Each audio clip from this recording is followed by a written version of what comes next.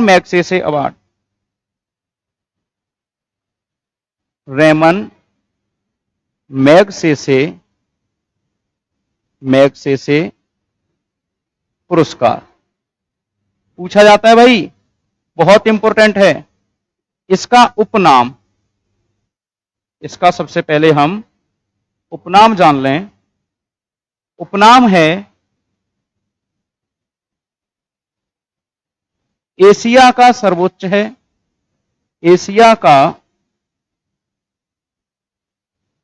सर्वोत्तम पुरस्कार है ये, मतलब सबसे बड़ा है। इसे एशिया का नोबल भी कहते हैं। क्या कहते हैं भाई? एशिया का नोबल। कल मैंने आपको नोबल अवार्ड बताया था, आज आपको बता रहा हूं कि एशिया का नोबल किसको कहते हैं? रेमन मैग्सेसे अवार्ड को। प्रारंभ कब से हुआ? 1957 में घोषणा 1958 में पहली बार दिया गया। क्या मिलता है भैया इसमें? राशि मिलती है। कितनी मिलती है? 1 लाख अमेरिकी डॉलर। देखो भाई, किसी भी पुरस्कार में धनराशि मैटर नहीं करती, पुरस्कार मिलना ही अपने आप में बहुत बड़ी बात होती है।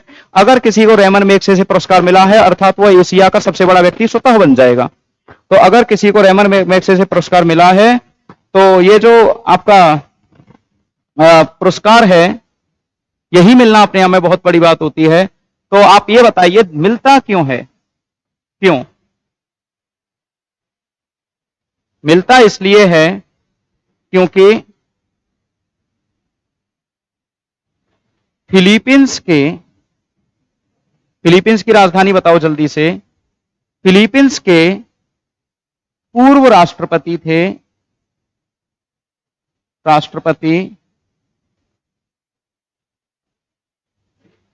रेमन मैग्सेसे की याद में।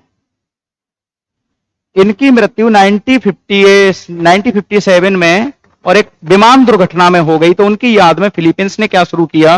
रेमन मैग्सेसे पुरस्कार। इसकी घोषणा कहां से होती है बेटा? इसकी घोषणा होती है कहां से? मनीला से। बताओ, मनीला के बारे में आपको केवल एक फैक्ट बताना है, फिर मैं आपको एक और बता दूंगा। यहां तक किसी को कोई दिक्कत परेशानी तो नहीं है? मैं दोनों को ब्लॉक कर दूंगा, कोई फायदा नहीं है फिर। मनीला, दोनों को ब्लॉक करूंगा, कोई फायदा नहीं होगा। Capital Manila not confirm. Monica बिल्कुल ठीक है, कैपिटल मनीला है और मनीला है तो मनीला ही है। ठीक है, बताओ मनीला क्यों प्रसिद्ध है? मनीला क्यों प्रसिद्ध है? यहां पर 2 चीजें हैं।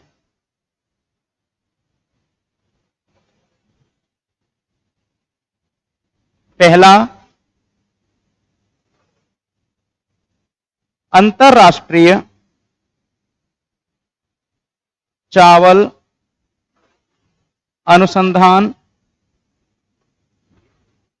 संस्थान, international rice research institute, rice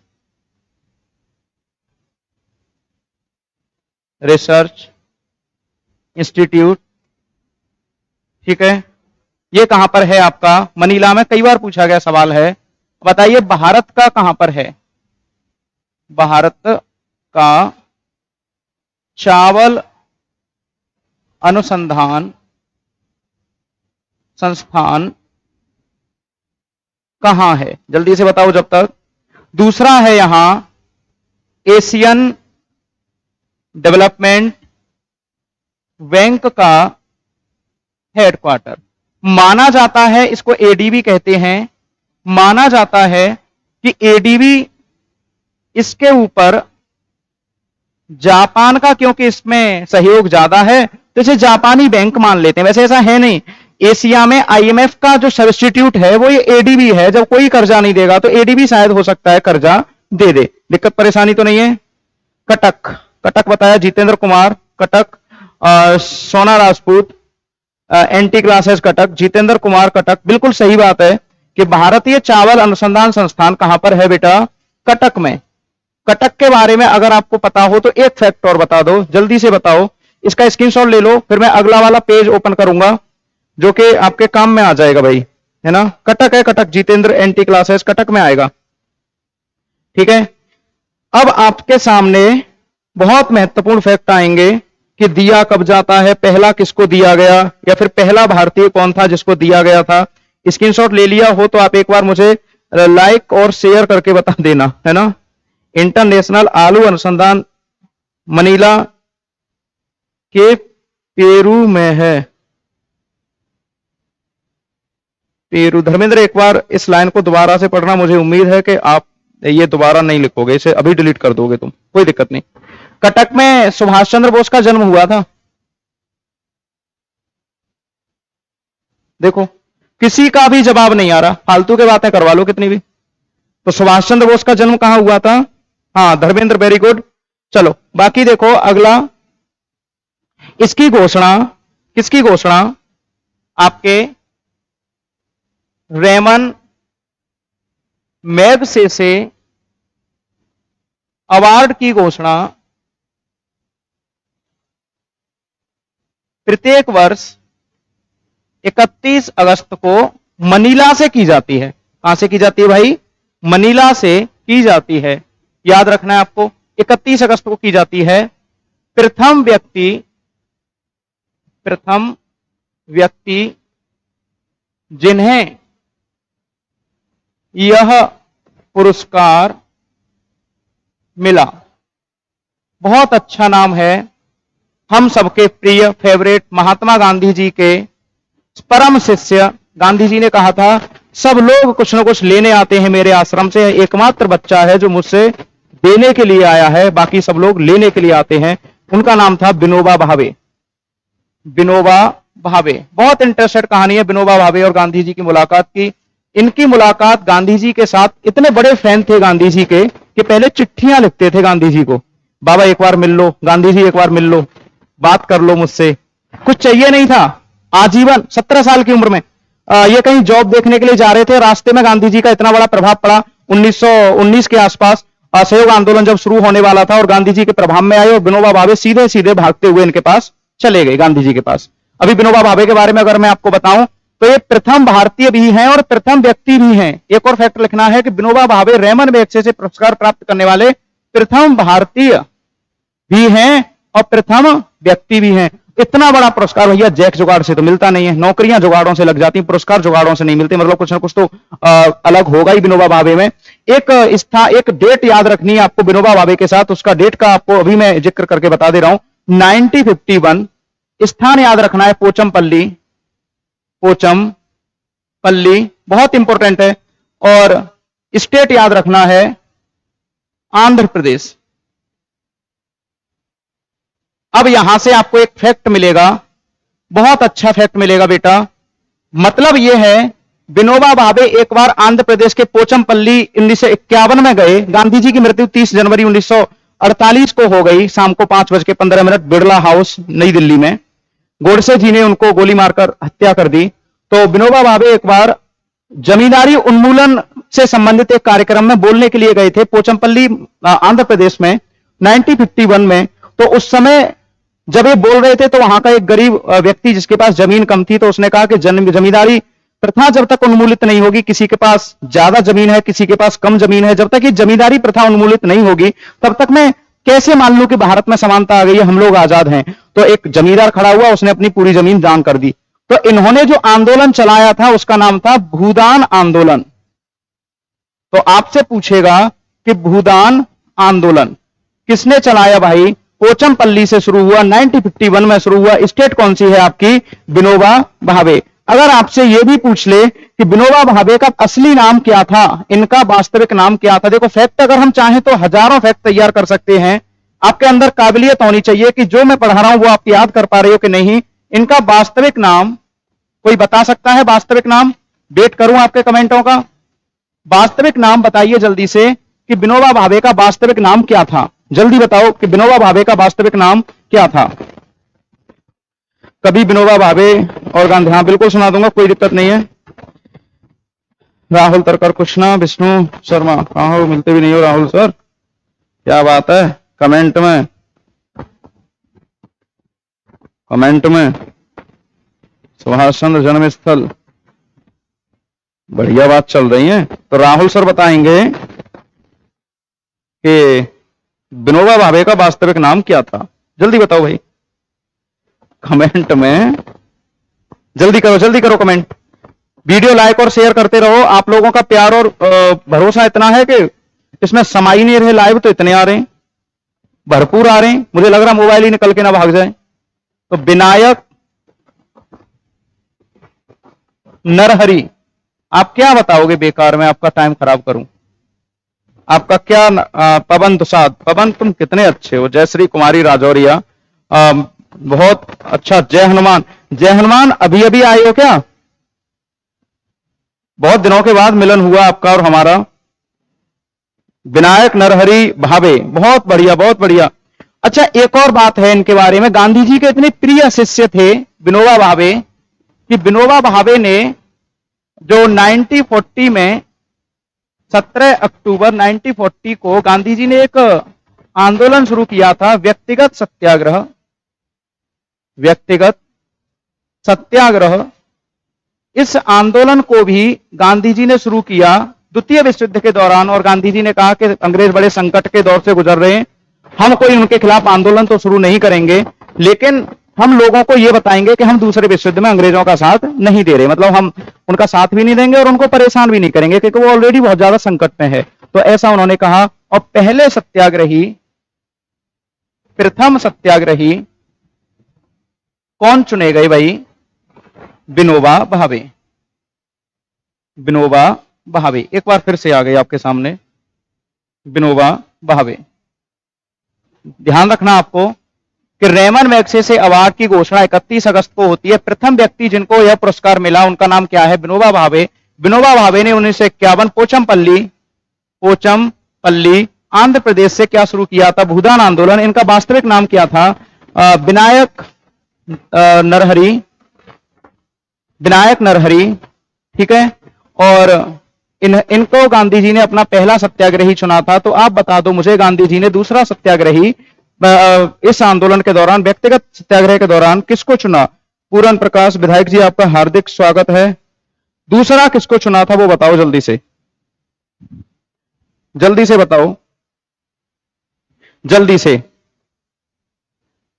homework आपको मैं दे रहा हूं, जो भी वीडियो देखेंगे वो वीडियो में अंत में ढूंढ लेना कि मैंने क्या क्वेश्चन दिए, और कमेंट में ये क्वेश्चन मुझे करके बता देना कि अभी तक 64 रेमन मैग्सेसे पुरस्कार दिए जा चुके हैं, कई सारे भारतीयों को मिले हैं। आपको बताना है, ये प्रश्न है मेरा, आज मन कर रहा है आपको कई सारे प्रश्न दे दूं। तो प्रश्न संख्या 1, पहला है 64वां जो अभी 2022 में दिया गया था, 64th रेमन मैग्सेसे अवार्ड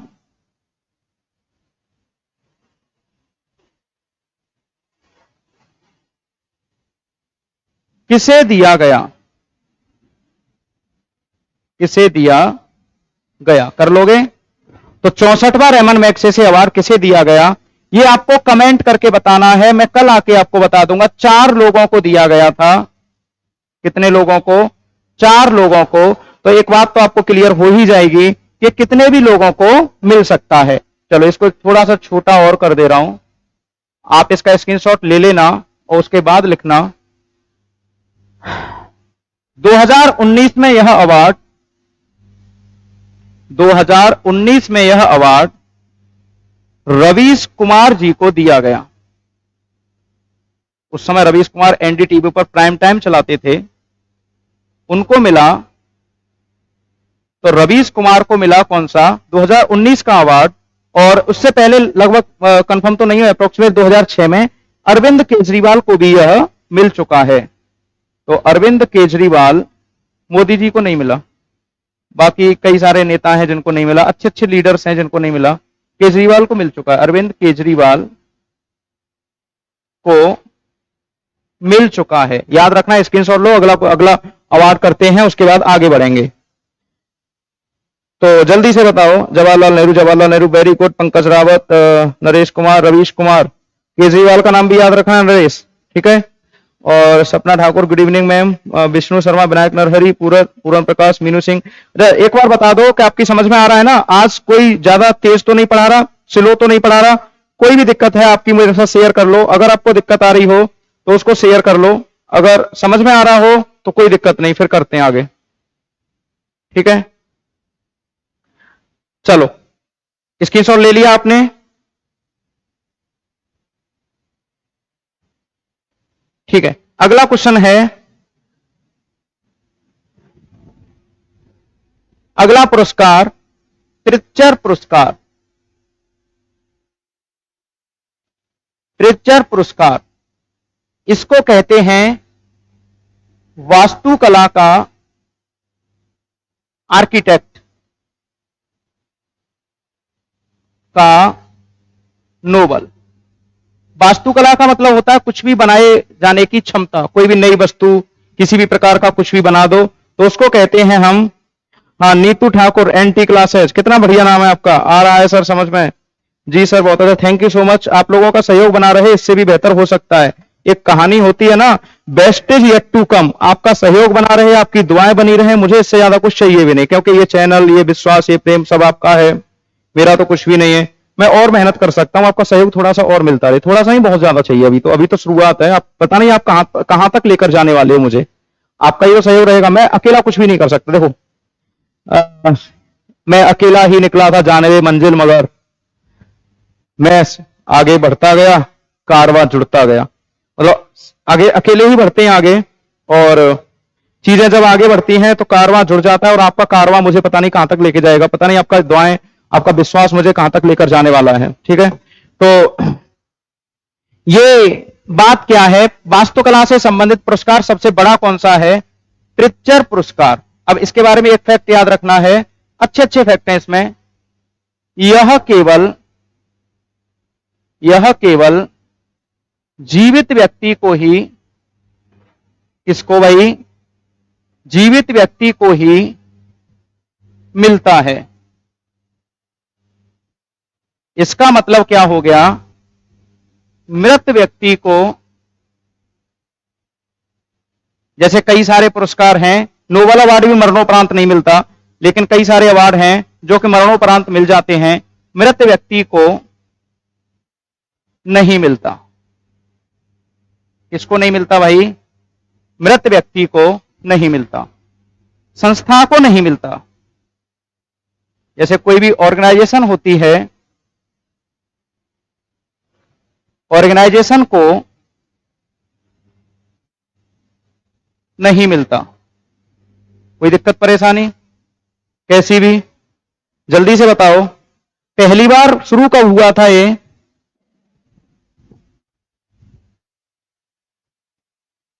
प्रथम पुरस्कार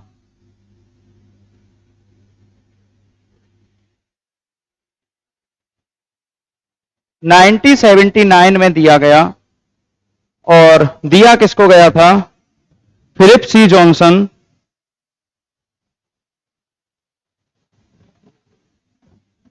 किसकी बात कर रहे हैं Naresh? Jitendra Kumar, thank you so much for joining RD Mantra. RD Mantra IAS में 27 मार्च से नई बैच एसएससी के फाउंडेशन बैच शुरू हो रहे हैं। अगर आपका कोई भी जानने वाला है जो ये बैच शुरू ज्वाइन करना चाहता है, उसको जरूर बताइए, और जो भी सफल स्टूडेंट हैं उनसे मिलने का एक मौका पाइए, जल्दी से जल्दी ज्वाइन करवा दीजिए उनसे भी। नए नए स्टूडेंट चाहिए हम लोगों को, जिसके ज्यादा से ज्यादा सिलेक्शन करवा सकें। आपकी सफलता में एक छोटा सा अंशदान चाहते हैं केवल हम, ठीक है। तो पहला नोबेल अवार्ड मिला फिलिप सी जॉनसन। फिलिप सी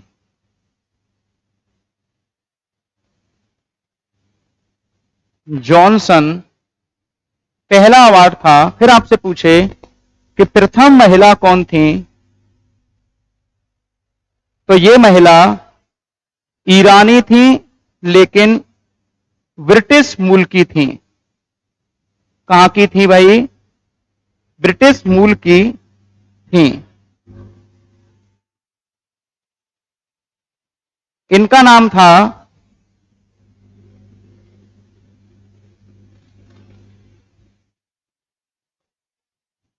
जाहा हदीद। ये याद रखना है आपको, इंपॉर्टेंट नाम है। क्या अभी तक भारत के किसी व्यक्ति को मिला है ये? क्या किसी भारत के व्यक्ति को मिला है? जल्दी बताओ, आपके कमेंट कहां चले गए? एकमात्र भारतीय, एकमात्र भारतीय जो कि सबसे उम्र दराज भी हैं, उनको यह पुरस्कार मिल चुका है। उनका नाम है बालकृष्ण दोषी। लेकिन ये निर्दोष हैं, अच्छे आर्किटेक्ट थे हमारे यहाँ के, उनको यह अवार्ड मिल चुका है। ऑफलाइन 27 से हो रहा है, उसी बैच में हूं sir ji. Thank you so much sir Jitendra sir. और बाकी अपने साथ के लोगों को जोड़ लिया करो, जिससे कि उन लोगों को भी फायदा हो जाए। बहुत अच्छी क्लास चल रही है, आपके लिए मेहनत कर रहा हूं मैं। नीतू मैम बहुत बहुत धन्यवाद। आसमान पर student, thank you so much. और अच्छा जल्दी से बताओ, बालकृष्ण दोषी एकमात्र व्यक्ति हैं जो सबसे उम्र दराज हैं और इनको यह अवार्ड मिला। ये आपकी समझ में आ गया या फिर नहीं?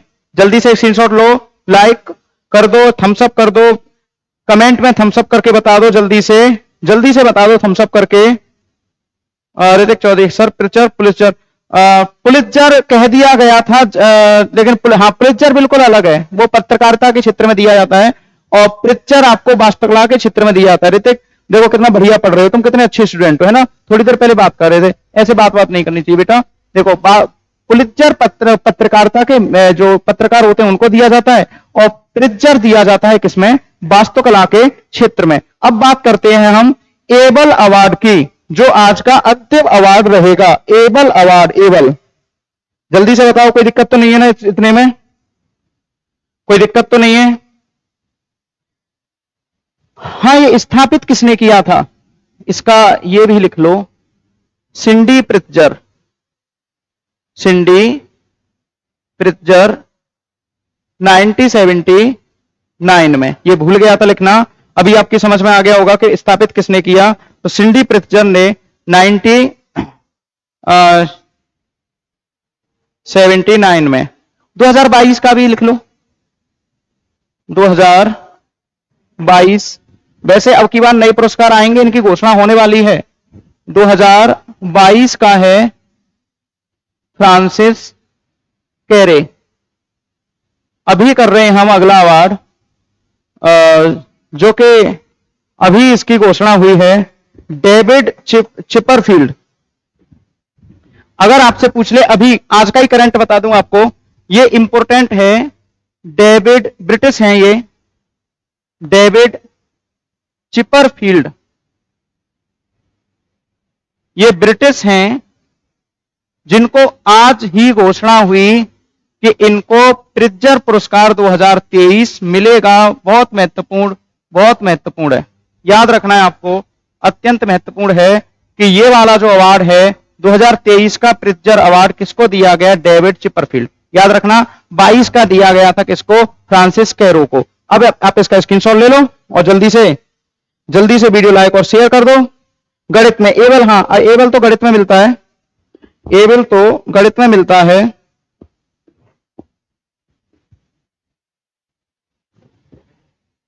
स्क्रीनशॉट ले लिया होगा आपने, जल्दी से ले लो। एबल पुरस्कार अंतिम रहेगा आज का ये हमारा एबल पुरस्कार।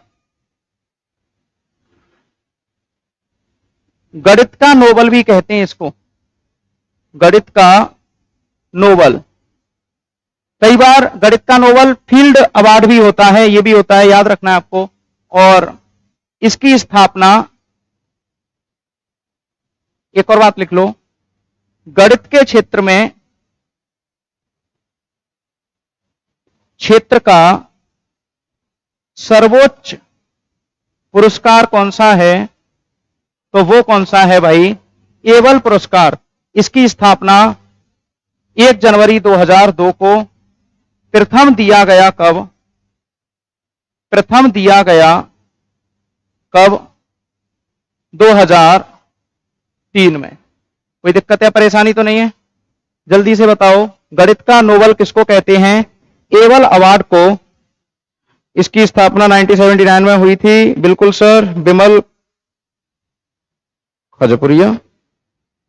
नरदेव सागर, नरदेव बहुत लेट आए हो, कोई दिक्कत नहीं, कल से टाइम पे आ जाना। ये आपकी अपनी क्लास है और इस क्लास को अपना पूर्ण सहयोग दो, किसी भी तरह की दिक्कत मत आने दो भाई, है ना। तो एबल पुरस्कार 2023 में लुइस कैफरेली, 2023 बस आपको जानना है, जिसकी घोषणा आज ही हुई है। लुइस कैफरेली को दिया गया। ये अर्जेंटीना के रहने वाले हैं। कहां के रहने वाले हैं भाई? अर्जेंटीना के रहने वाले हैं। और अर्जेंटीना कौन से कॉन्टिनेंट में, किस महाद्वीप में? तो आप कहेंगे दक्षिण अमेरिकी महाद्वीप में। किस महाद्वीप में भाई? दक्षिण अमेरिकी महाद्वीप में। क्लियर है? अर्जेंटीना में दक्षिण अमेरिका का सबसे बड़ा ऊंचा पर्वत कौन सा है? एकांकागुआ। याद रखना है, ज्वालामुखी पर्वत है दक्षिण अमेरिका का सर्वोच्च पर्वत। ठीक है। यहां की घास के मैदान को क्या कहते हैं? पंपास। ठीक है। और यहां की राजधानी क्या है? Buenos Aires. अभी रिवीजन कर लेते हैं एक बार, अभी छोड़ के मत चले जाना बीचों बीच, रिवीजन करे बिना नहीं जाओगे। मैथ्स में दिया जाता है बिल्कुल। लुइस कैफरेली, ये आज का है, अत्यंत महत्वपूर्ण, याद रखना है आपको। लुइस कैफरेली को 2023 का एबल पुरस्कार दे दिया गया है। चलो, दक्षिण अमेरिकी है लुइस कैफरेली। आज का जितना भी मैंने करवाया इसका स्क्रीनशॉट ले लो, उसका एक बार रिवीजन कर लेते हैं, उसके बाद ही आप लोग जाओगे। और जितना भी हो सका है, एकमात्र भारतीय श्रीनिवास एसआर, अगर ये भी पूछ ले तो वो भी लिख लो। एकमात्र भारतीय श्रीनिवास। क्लियर है? कल के